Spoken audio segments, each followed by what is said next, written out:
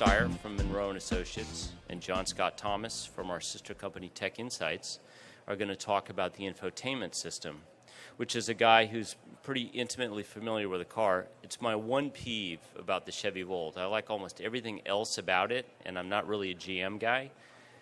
But the design and the interface of the center stack leaves a lot to be desired. So with that, take it away, Al. Hey, I thought we weren't supposed to bash anybody in this presentation there, Brian. I'm not bashing anybody, just a certain design. Welcome, everybody. I'm Al Steier of Munro & Associates. I was the one that did the 3-day teardown back in Detroit, Michigan. And we got John here with me. We're going to discuss the infotainment section today, or basically anything you touch, feel, hear within the car. We're going to talk about the body control module and what it's doing in the vehicle. We're going to talk about the communications interface module, which is another module that was located up in the vehicle. And then we're going to get into the center stack section, and then also the instrument cluster. So we're going to start with this communications interface module. Now basically this module was stuffed up under the passenger side, and it kind of mounts in an upward direction, and then the connectors are up on it, and then a single cam lock, and it was pretty simple to get in and out. It's housed in an aluminum housing, and it's got a metal shield on the backside. So the thing's got EMI protection, so that's why it's in the metal housings, because you do have the communications going on in here. You got the Bluetooth, and any of those other things. It's part of the OnStar. You got the LAN communications, and then you also have a video line that runs out of that, if I'm not mistaken, right, John? What we see on here, on this particular communications board, is a expansion flash. That's what holds most of the firmware responsible for the communications of the car. Thanks, Al. And I'll just got a handy green laser pointer here. That's over here.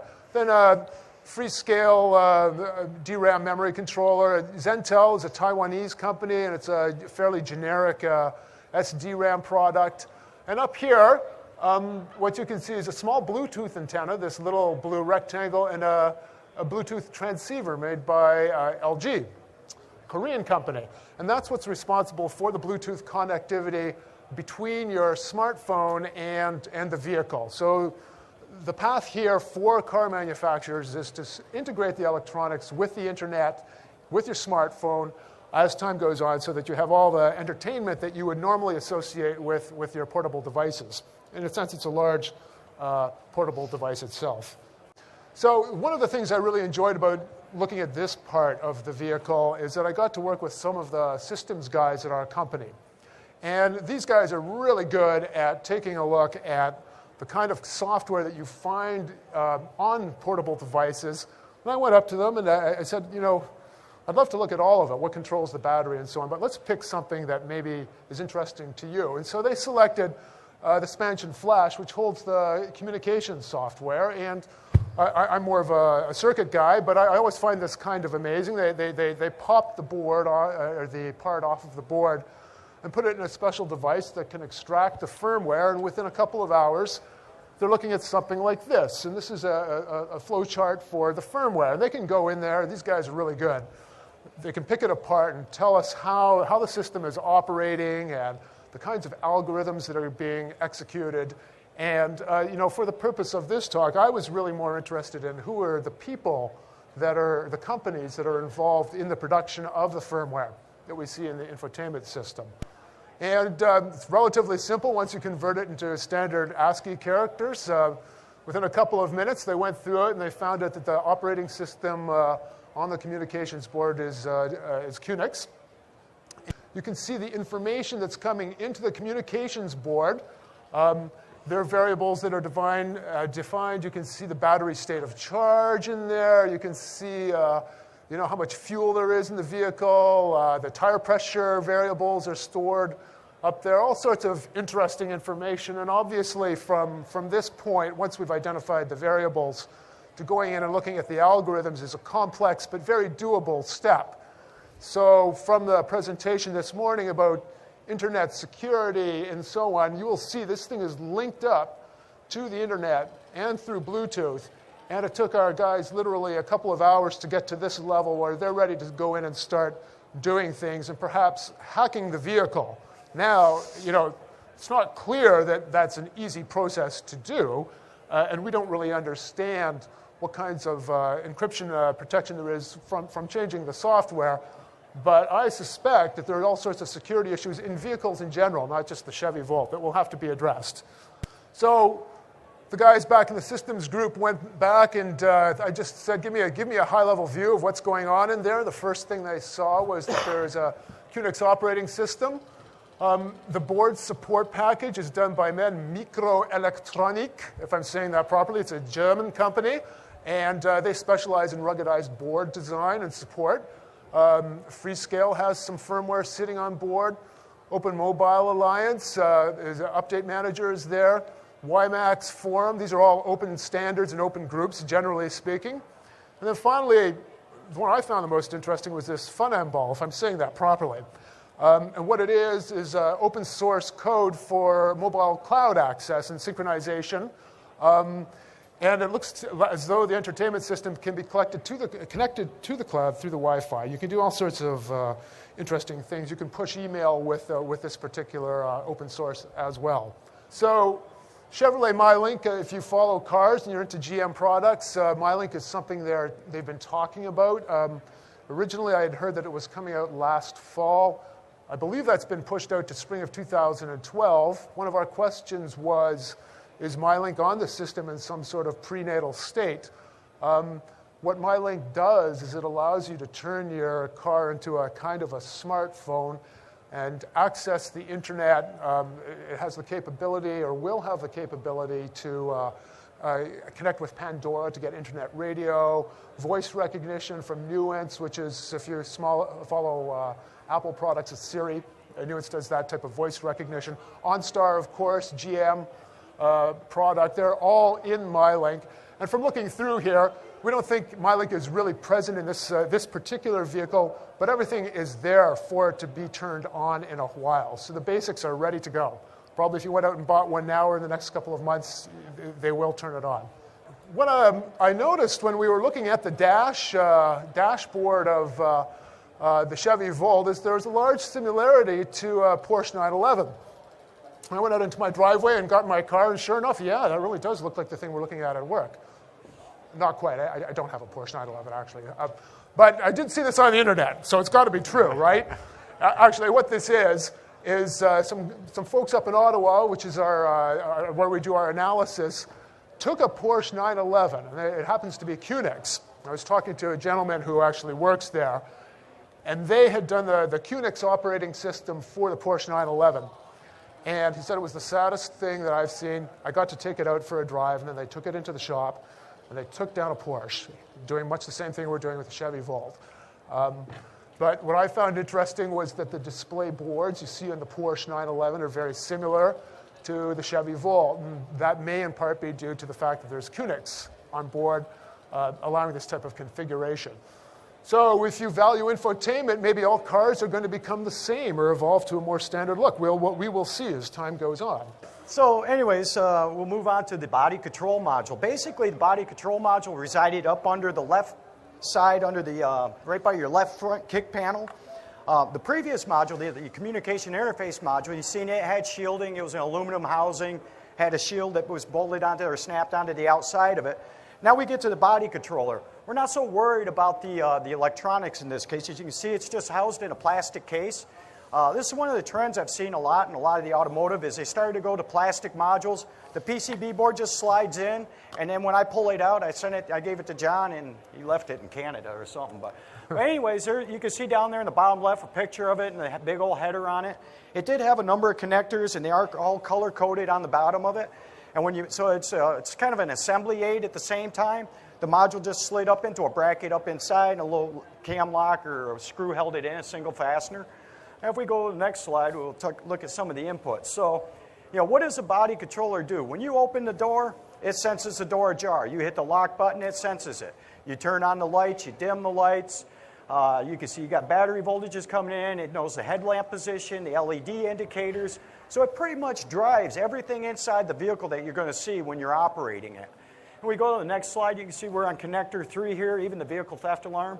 There were 7 connectors total on here. I forget what the total pin counts were, but there was quite a few of them.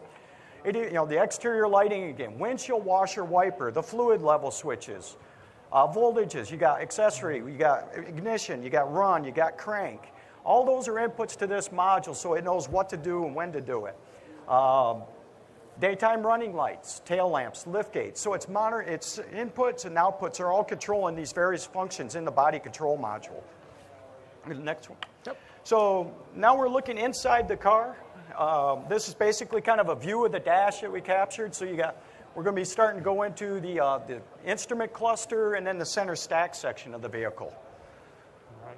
So as you can see here, you got the touchscreen display on the right in the middle of the center stack. You got an LCD display in the instrument cluster itself. Then below the center stack, you have a touchscreen panel that's sitting down there, and we'll pick that up here in a second and look at it. And it has a number of inputs that are in there that are controlling either the LCD display, or they may be distributed over into the instrument cluster panel as well.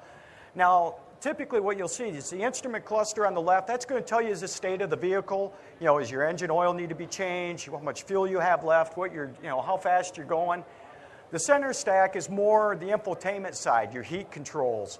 If you got your radio on, the volumes, and all those various settings. So the left side is more vehicle specific. What is the vehicle doing, and where is it at this point? The right side is more your convenience, your luxuries, if you want to call it that. If you like listening to the radio and all that, I just listen to AM radio on my way into work usually. So, but anyways, we'll go to the next one. Well, I just want to say one thing here. Well, I got to drive one of these a week ago at the dealership back in Ottawa, and this little guy on the left here is a pedestrian warning. And when you turn the vehicle on, if you're used to driving a gas engine, so anybody here have a Chevy Volt or an electric car? Or has anyone tried driving one of these? It's quite cool. They're actually totally silent, which is a very unusual experience when you get in a car and turn it on. And it does all this beeping and blooping to let you know that it's alive. But when you start driving it, especially at low speeds, it's basically silent. So what they have to do is install a pedestrian warning. It's just a button that you press on the left-hand control stick. And it gives off a little bloop sound. And that warns people that the car is coming because they have no auditory warning. So when I was driving it, it's totally silent. And as you get up to speed on a highway, you hear the whooshing sound. And I think the talk about the Tesla yesterday talked about this experience of driving a very quiet car, and it's a lot of fun. So we'll go on from there. Yeah, with that in mind, I know I've seen a lot of things with Nishta and the safety side of it. And what are they going to do with electric vehicles because they are quiet? You don't want to run over a handicapped person, someone that's is hard of hearing. And are they going to standardize some sort of sound that they're going to make? But when you start thinking about it, what's that going to do? It's going to take away from the power usage as well. So as we look at, now we're going to look at the instrument cluster. So basically, we got the speed up there. So the speedometer, what is the vehicle speed? That's going to be coming from the inverter converter. Majority of all the inputs to the instrument cluster are all coming over the GM LAN or the bus system that they use. So you got your fuel system, the fuel tank. The engine control module needs to know how much fuel it's got in the vehicle. It's going to bus the information over to the cluster, and it's going to display it to the driver. There's a little carousel of icons you can see down on the bottom. You can set your trip meter and how far, so you know how far you went on trip A, trip B, etc. But those are more customer programmable features, and you would have to go probably through the touch screen to get to access those. If we go to the next one. So now we're looking at, it'll give you some tire pressure indicators. So if you have a low tire, basically this is also going to be a bus information signal sent to the cluster. You're going to have some sort of module sitting in the vehicle for tire pressure monitoring. Each of the tires are going to RF signal to the module what their pressure is. That then is going, when it sees it's low, it's going to actually send it back up to the instrument cluster to let the driver know that he's got a low tire. Some of the other features that you can have set up on there, how your efficiency gauge, you'll show that up. So this is going to be looking at the inverter converter, and it's going to be looking at the brake pedal. So when you're braking, it knows how your brake pedal actually is more or less disconnected from the master cylinder on the vehicle in the electric vehicles. So when you press down on that brake, basically it's an input. From there, the inverter converter is first going to take over and start doing the regenerative braking. And that's where that signal is going to show up, where that ball is. If you're braking too hard, it's going to drop down here. But what happens when you brake too hard is it starts to actually engage the hydraulic brakes.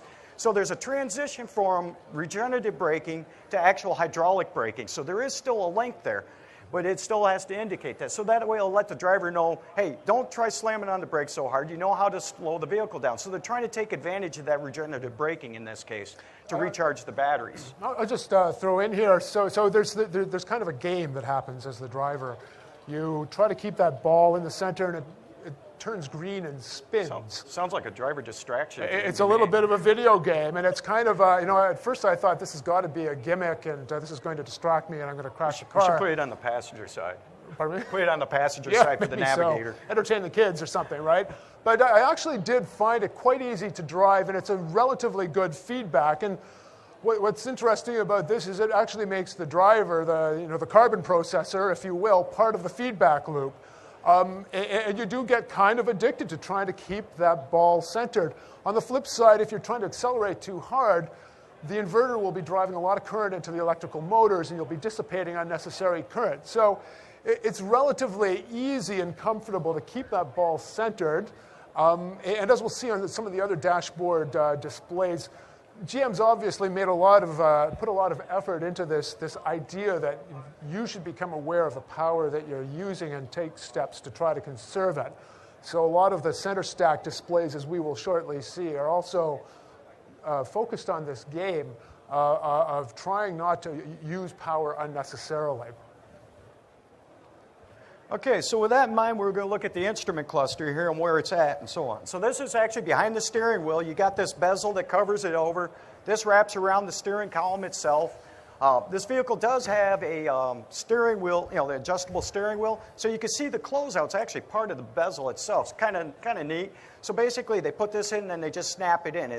When you're in an assembly plant back there in Detroit, you try to reduce the number of operators that you need and the number of parts coming in on the line.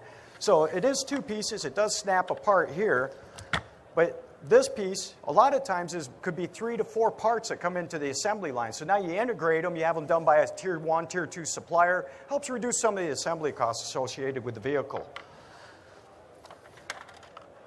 Then as we dig down into it, so basically this goes into the back of the vehicle. There was only a couple of connectors. Had 4 screws holding it on. You have your display here. The case, again, just snaps together. No screws, no fasteners required for it. And then there was the cluster itself, the module you see down in the bottom right sits there, and then you have your LCD board sitting here behind it that displays out through the screen itself. And if we go to the next one, I think we'll let John discuss the board itself that we found in there. So the board, the instrument cluster board, is a fairly standard design. You can see some connectors, inputs, and outputs here. Freescale has the main display controller.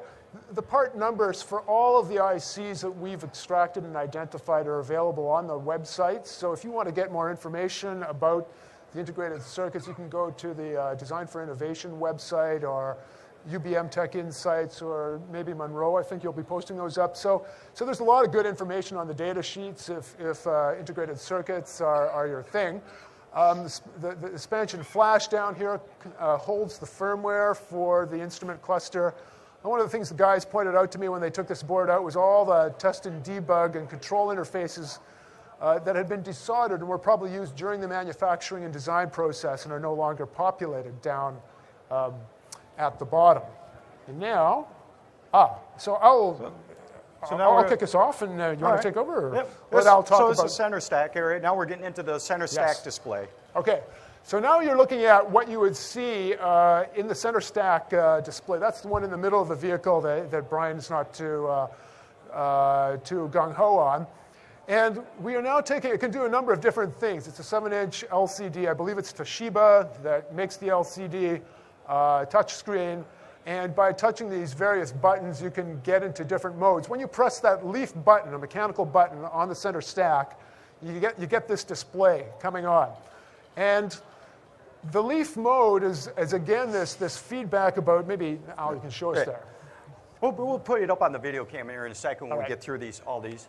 And what the leaf mode is supposed to do is to make you aware of how you're using your energy and how the vehicle is using the energy. So the power flow display has this nice little icon of the battery and then how power is moving between the various components. That's the gas engine up there. That's the inverter, the central brain, if you were at the talk yesterday, that takes power from the battery and from the gas engine and transmits it to the wheels. And when you go into battery mode or gas mode or regenerative braking mode, these little signals along virtual wires start flashing to show you how the power is moving. So it's relatively easy to read while you're driving. And again, you're into this little game of trying to use your regenerative braking when possible and not use your gas engine. All right, so then this is more looking at the Leaf mode again. Again, this is a touchscreen display. Gives the operator various options. So in this case, it's just showing the charge mode. Do you want to do it right now? Do you want to delay it? Or you have another option. Do you want to set it when the electrical rates are lower? You know, I'm sure everybody's aware your electrical rates during the daytime are a little higher than they are in the evening time. So if you're working midnight shift and you're going to leave for work at 11 at night, you might not want to charge your vehicle from 10 in the morning till 3 in the afternoon. You might want to wait till 4 or 5 and have it start charging. But it does give you the option to program it to charge when you want it to charge, as opposed to just charging it immediately, just using the 15 cents a kilowatt hour versus an 11 cents or whatever the case is. So it's another way of saving coupons, kind of like my wife says, use the coupons all the time. So this is another way of saving a little extra money. So in the next one, this one's what? We're looking at the energy info. So, John, you want to discuss this one? Or sure. This is basically a summary table, a statistical table that provides you information about your driving habits. And I have a nice little button down here, efficiency tips, basically how to drive better from an energy perspective. And it just shows you everything's zeroed right now, but how many gallons of gas you've used, how much battery power you're using versus gas energy. And you can collect it for specific trips or the lifetime of the vehicle, and it's encouraging you, again, to use as much battery juice as possible and as little gasoline as possible. All right. So this is an interesting little feature that they have. So if you have a smartphone and OnStar system, you can connect to the vehicle through your smartphone, and this allows you, from a distance, to monitor and control the activities of the vehicle. So, for example, if you wanted, it's parked in a warm parking lot and you're coming back to it, and you're going to be there in 5 minutes, you might want to turn on the air conditioning. Or perhaps you want to charge your battery when you're out in California on a trip and you want to have a nice charged up car back home when you get back home. So you can do things like that. Using the OnStar system, and if you saw the talk this morning, this sets up the interesting hacking opportunity where, people who are clever at these things might be able to take your car over using their cell phone.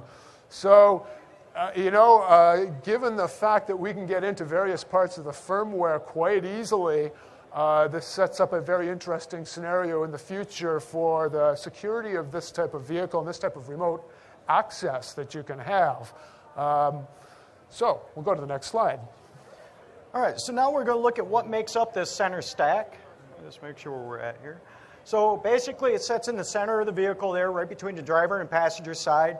For the most part, there's not a whole, it's real easy to pull these things apart, if you just got to be a little bit bold. But if you look at the center stack in the vehicle, it's basically sitting in there looking like this. First thing you do is you just pop this out, snaps together. More and more of these vehicles today are starting to look more like Lego blocks, for assembly. You get rid of the fasteners. Fasteners are one of the highest quality issues in any assembly operation, so you always want to try to eliminate them. And they've done a really good job of that, except they did use 2 down here on the bottom of it.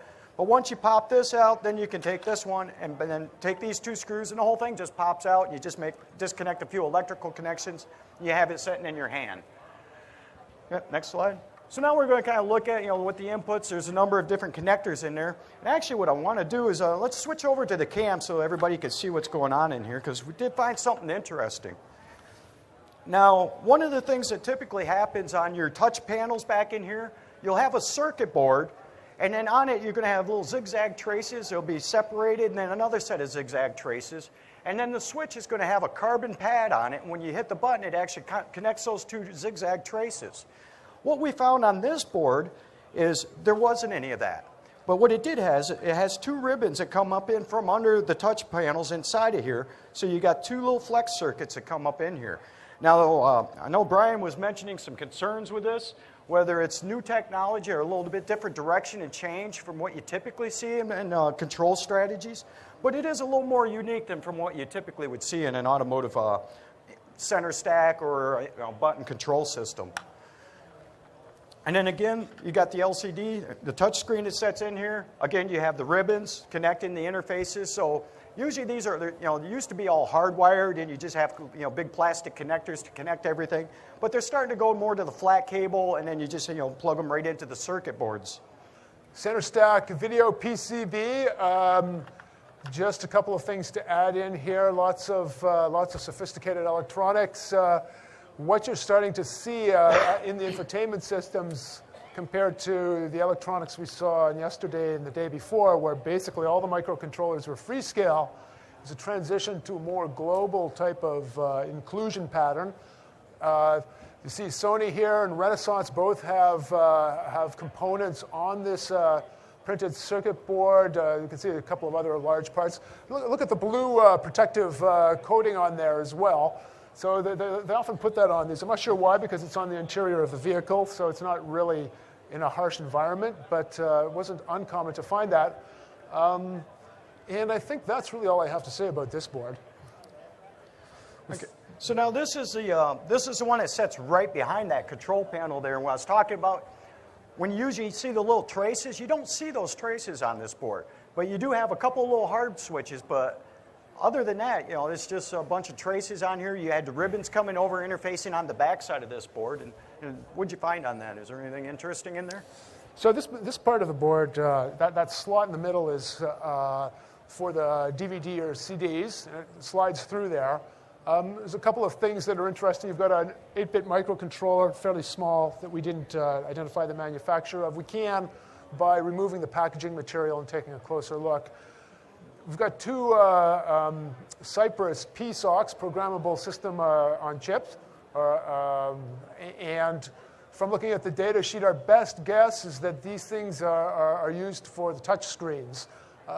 They seem to be oriented towards touch screen measurement and control.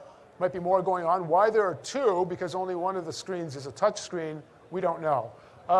Down below, that's just a little buzzer, that cylinder, and it makes a sort of a beeping noise whenever you press a button. They talk about it being a haptic control board. Haptic is just a fancy word for it has bumps, so you can feel where the buttons are.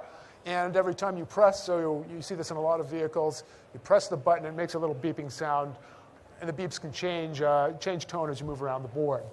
Let's go to the next slide. Okay, so to summarize, I will summarize from the perspective of an electronics guy. What we saw in terms of integrated circuits was a large variety in the infotainment system. It's not just freescale, and the reason I say that is it was just basically freescale in the power electronics and the battery control. We're seeing Sony, Renaissance, Cypress, Spansion, Zentel, Infineon does all the body control electronics, lots of low-side drivers and things like that to open your power windows. Inside the firmware, again, a wide variety of companies and firms and open source organizations are involved. QNX, Microelectronic, Freescale, OMA, Funamball. And I think the point here that I'd like to make from the electronic perspective is that GM has taken a real global village approach to the way this car has been built. Lots of different organizations have been involved both in the electronics and in the module manufacturing. If you remember from yesterday at the module level, you had Hitachi, TDK, Lear, making different parts of the power electronics. And so this is a very, very wide approach to the manufacture of the vehicle. And if you were at the talk about Tesla yesterday, the opening talk, there's an interesting comment made that they're trying to insource as much of the design and manufacturing as possible. It will be very interesting as time goes on to see which approach is more efficient in the marketplace. GM obviously has selected a very outsource-oriented program. And with that being said, you think about it, just in automotive in general, the big three, they do typically do a lot of outsourcing in general areas, where the Tesla is more of a unique startup and they were trying to keep it all internal. One of the things GM is doing with these new hybrids as they're coming out, like the electric motors, currently they're purchasing them. But in the future, they're going to start making them because that's going to be their core competency. If these electric vehicles really take off and get into the market, you're going to start seeing these guys pulling this outsourcing in-house to maintain that cost advantage and maintain those profits from it, as opposed to giving it to their suppliers. So it is a very diverse conglomeration of global suppliers, not just U.S., not just Asian, but you mentioned we had some German manufacturers in there. Right. We got LG Chem. I'm sure there's some Asian, and there's probably even some Chinese manufacturers in a lot of the products that we see within here. Even Canadian, Kunix. Oh, you even got a Canadian in there. Oh, man. So with that, we kind of wrapping it up here. If anybody has any questions, answers. Brian, did you want us to run it, or you want to? And please feel free to come up and look at the battery pack of the vehicle, which is right over there. You can. I don't think you're allowed to go in it, but you can certainly check it all out. And if you have questions, we have a live microphone right there, and please speak your question in the microphone so the crowd can hear it. Pretty please. So you guys were talking about insourcing and outsourcing. All this electronics, mostly on touchscreen and infotainment, do you guys believe they were developed in-house or outsourced as well? Like the touch screens and all those would be purchase components from an OEM perspective. But the board design and all the electronics, the software, was that outsourced to like a consulting company, or you believe you guys just did it internally? It depends on which module and where you're at in the vehicle. Like on the battery pack, all those modules that are sitting on that, those are LG, and those are proprietary to LG. You get to the body control module, now that is a GM component, and they're going to design that one, because that's going to maintain all the interfaces. There's a lot of interfaces with their components in that case. The engine controller, all the OEMs make their own engine controllers. They'll design them, and they'll have direct influence over them. So you get in the infotainment, that's where this industry really is trying to push into it, and that's where you're going to find the latest and greatest things in automotive, is in the infotainment sections, as we notice. Those are going to be designed by the specific manufacturers of them. Yeah. I'd say so. So there was LG Chem doing the boards on the battery, and then Hitachi doing the inverter, Lear doing the AC to DC, the power electronic boards, TDK doing the DC to DC converter. On these infotainment boards, there wasn't a manufacturer logo that you could identify. So we can't say definitively, but then you they can. then they all have to fit into a big general architecture of the vehicle. The electronic architecture and how everything interfaces and communicates would be GM specific. So like we said, we got the TDK. It's going to be using the GM LAN system and communications. So there is some correlation there, but at the board level, it depends on where you're at in the vehicle, whose board it's going to be.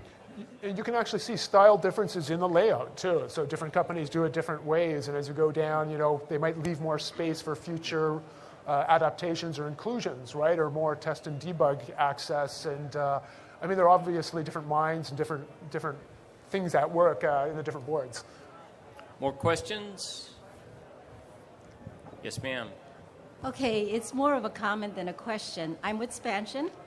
You're in trouble. And your question was about security, and Right. will they be able to get in there and hack it? Right. Well, there's many different security things that we could do at the Spansion level, so where you can't get in there, and there's different types of ways of securities that we put in there, so you're safe with us. What you can say, and maybe you can provide some context here for us, is that That's if you that's if you put it in. That's if you use the security features that we put in. I think that comment's been on record now. Okay. But maybe you can help us out here. So we did, that was a Spansion part that we took the firmware from. Yes. Obviously, it was not difficult to get the firmware to that level. I don't know, maybe you can comment on what would happen if somebody took it there and started to want to take it to the next level instead of just looking at it. Can you comment on that?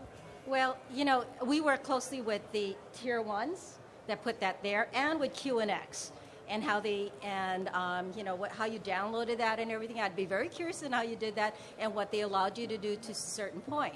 So, you know, we work closely with them and how they can use the security things that we have. You could lock down sectors, page, everything, and what they would employ. Now, one of the things that, you know, you brought up is, you know, like maybe in the infotainment area, now you've got these downloadable apps that you could do and everything like that. So certain things, you know, you may want to be able to write into those sectors, you know, to make it for a better user experience or Pandora or whatever it is. Did you see talk this morning by any chance? No, I didn't. I'm sorry. Because he talked about, and this is definitely not my area of expertise, but they managed on a vehicle, and I forget which one it was, but to get the tire pressure monitor to blink, and then went on to say that you could go in there and start putting code, and this was from a remote. This wasn't plugging in. This was remotely, right? So you could get that, and then they were working on getting code loading on board, and apparently they've done that type of thing. So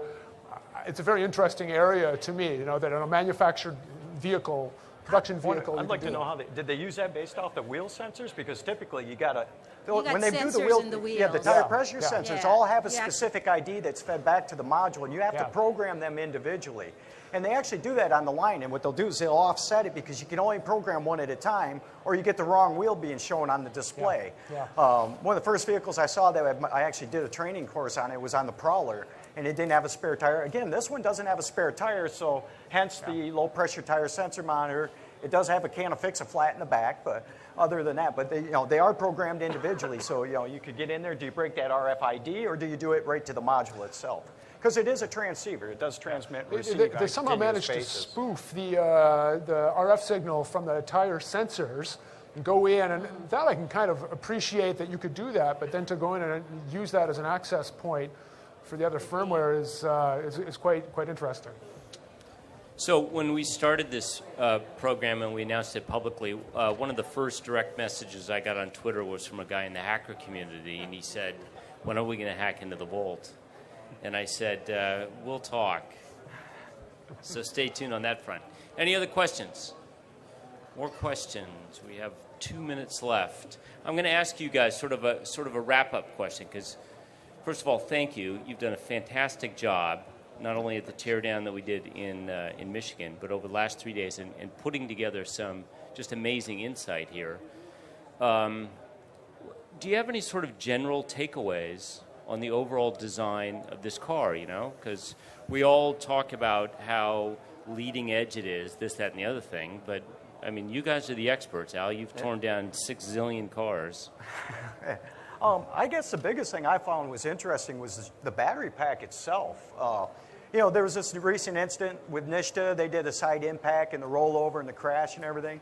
But when we pulled the cover off that battery pack, we've never seen it before. You know, I do these things blind. I mean, I did get the service manual, and I read through that, 400 pages from one end to the other, read every documentation, and as I'm pulling that thing off, there's a little static electricity discharge. It was like, give you a little uneasy feeling at the point.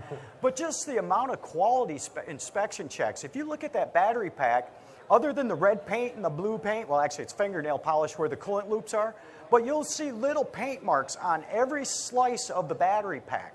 A little green mark, that's a quality inspection mark. You look at the connectors, they have another paint dab on it. Basically, somebody puts it together, the next guy's looking, did you put it together? And they do that throughout the whole hybrid system on the components. You won't see it so much in the engine, but with the new technologies, I was really surprised how much inspection they really did, and trying to maintain that quality level that they're trying to achieve with it. John, any final thoughts as we wrap up? Sure. I'll just say that this is in agreement with what Al said, was that I think that electric vehicles are kind of cool to a certain person, and they're very scary to another type of person. And the whole business about the lithium-ion cells exploding in flames and burning and things like that, and people really get into that. So my sense of it was that they've had to really emphasize safety. The worst thing that could happen to a battery pack is an event like that. So the whole design is oriented towards extreme safety. Lithium-ion cells don't really explode and burst into flames, as I understand it. They really slowly burn in the worst case. So there isn't really that danger I have to be careful what I say about this, because watch, but they're not an explosive type of material. So GM's really overemphasized and over-engineered on the side of safety. This is a 435-pound pack. Only a fraction of that is the actual lithium ion. The rest of it is the mechanicals, the electronics, the diagnostics, all the stuff that's designed to keep this thing really, really, really safe. Because if you include that battery pack with all the other electronics, when we weighed them out, as we were doing the teardown, you might have seen a guy up in the screen in the left. It looked like he was watching the internet. Somebody said, oh, they're out the course. We actually mapped it into our software so we could capture the weights, the assembly times. We actually took 500 pounds, counting the battery pack, of electronics out of the vehicle when we disassembled it. We removed about 1,200, counting doors and that. But there is a lot of weight in just the electronics overall. Mm-hmm. And the final thing I'd just say very quickly is just that if you come up and take a look at this after the talk, it's an interesting mechanical design. You'll see hose clamps connecting the modules, the coolant pipes on the modules, like real hose clamps that you would use on your hose at your cottage. You don't normally do that. And Al can speak to this when you're going to make 10 million of these things. I think it's 2011 they had sold 7,000. Well, this was outsourced to a tier 1 supplier. If it was in an OEM, they'd be using spring clamps, quick release. Just to reduce the assembly time. So it's a design and evolution. It's going to be changing. They're changing the chemistry. They're changing the design. And we'll see what the future holds. So in wrapping up, thanks again, guys. Just a fantastic job. If you were at all 3 of our teardowns, God bless you. If you weren't, we will be publishing this on Drive for Innovation in the coming weeks and months ahead. So you'll be able to see that there as well. And if you're concerned about your breath, we have some breath mints with the little car, and we also have a couple of USB sticks that we've been giving away. But I really want to give these guys a round of applause because they've done a phenomenal job. Thank you. So we're supposed to bow now?